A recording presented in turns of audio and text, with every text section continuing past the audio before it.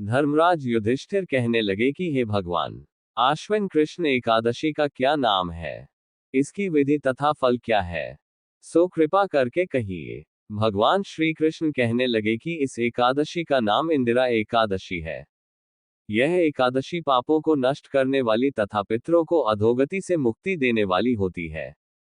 हे राजन, ध्यानपूर्वक इसकी कथा सुनो। इसके सुनने मात्र से ही वायव्य यज्ञ का फल मिलता है। प्राचीन काल में सत्ययुग के समय में महिष्मति नाम की एक नगरी में इंद्रसेन नाम का एक प्रतापी राजा धर्मपूर्वक अपनी प्रजा का पालन करते हुए शासन करता था। वह राजा पुत्र, पौत्र और धन आदि से संपन्न और विष्णु का परम भक्त था।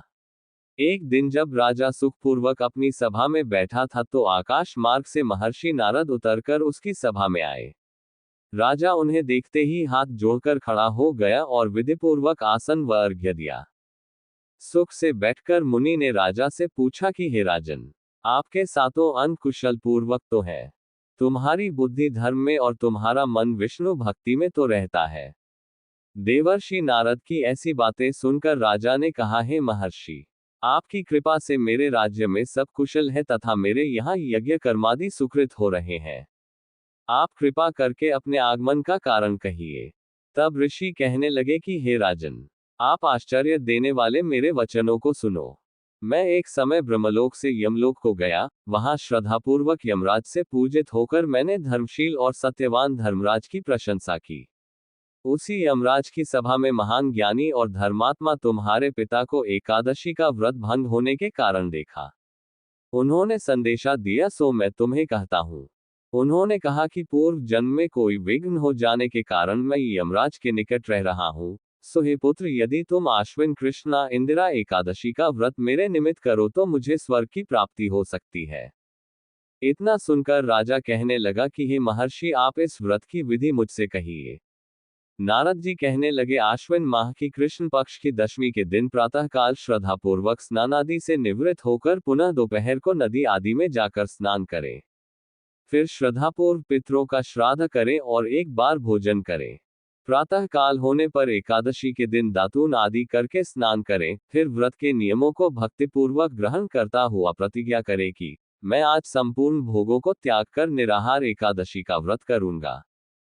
हे अच्युत, हे पुंडरीकाक्ष, मैं आपकी शरण हूँ, आप मेरी रक्षा कीजिए। इस प्रकार नियम पूर्वक शालिग्राम की मूर्ति के आगे विधिपूर्वक श्राद्ध करके योग्य ब्राह्मणों को फलाहार का भोजन कराएं और दक्षिणा दें। पितरों के श्राद्ध से जो बच जाए उसको सूंध कर गौ को दे तथा धूप, दीप, गंध, पुष्प, नैवेद्य आदि सब सामग्री से ऋषिकेश भगवान का पूजन करें। रात में भगवान के निकट जागरण करें। इसके पश्चात द्वादशी के दिन प्रातः काल होने पर भगवान का पूजन करके ब्राह्मणों को भोजन कराएं। भाई बंधुओं, स्त्री और पुत्र सहित आप भी मौन होकर भोजन करें।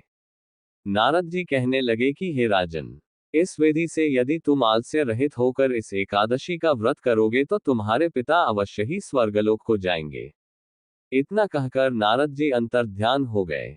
नारद जी के कथनानुसार राजा द्वारा अपने बांधवों तथा दासों सहित व्रत करने से आकाश से पुष्पवर्षा हुई और उस राजा का पिता गरुड़ पर चढ़कर विष्णुलोक को गया। राजा इंद्रसेन भी एकादशी के व्रत के प्रभाव से निष्कंटक राज्य करके अंत में अपने पुत्र को सिंहासन पर बैठाकर स्वर्गलोक को गया।